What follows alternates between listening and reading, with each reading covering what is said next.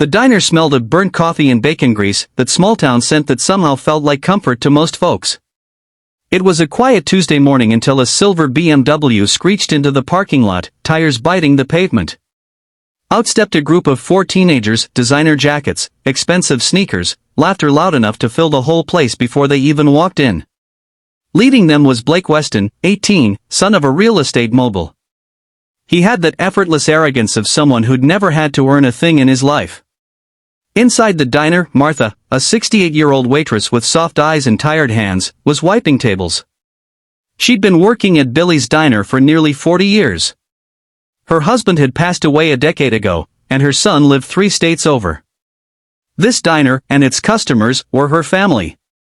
Blake and his friends slid into a booth near the window, laughing, scrolling through their phones, tossing crumpled napkins at each other. "Hey, can we get some service here?" Blake shouted, snapping his fingers. Martha smiled politely and hurried over, holding her notepad. "Good morning, sweetheart. What can I get for you boys?" Blake smirked. "How about some respect first? You kept us waiting." His friends chuckled. Martha, still smiling, said gently, "Sorry about that, hon, we've been short-staffed this week." "What'll it be?" They ordered mostly milkshakes, burgers, and fries, and when Martha brought their food, Blake looked at his shake, grimaced, and said, "What is this? It tastes like trash." Martha blinked. "Oh, I'm sorry. I can." But before she could finish, Blake spat into the shake, then spat again, this time on the table, right near her hand. The diner went silent. Martha froze, the color draining from her face. One of Blake's friends muttered, "Dude, that's messed up," but Blake just laughed. "Relax. It's just a joke. She's fine." Martha swallowed hard, trying not to cry.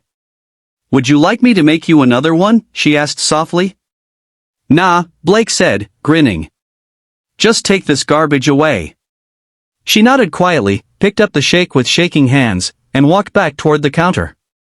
But what Blake didn't notice, what none of the teens noticed, were the 3 bikers sitting in the corner booth. Big men in leather jackets. Tattoos. Beards. The kind of guys you don't want to make eye contact with if you're looking for a peaceful day.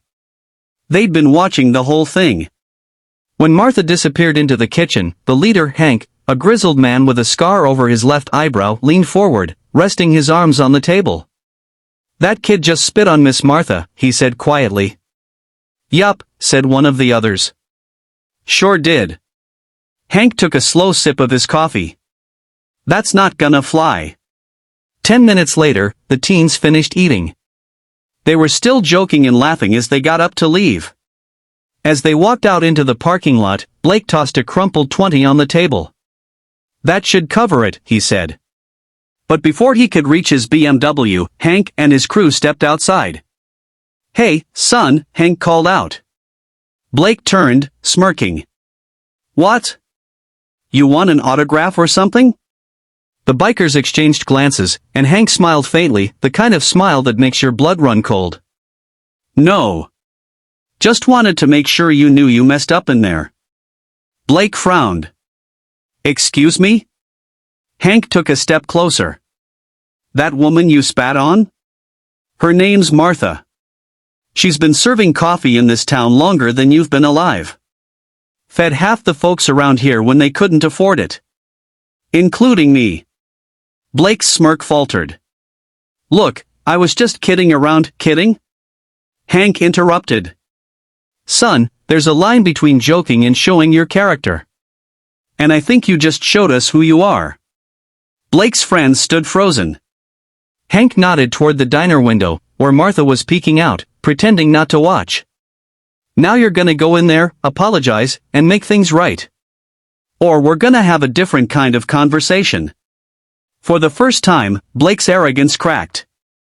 Something in Hank's steady gaze, calm, but unyielding, hit him hard. He turned back toward the diner, his heart thudding inside. Martha was wiping down the counter, pretending to be busy.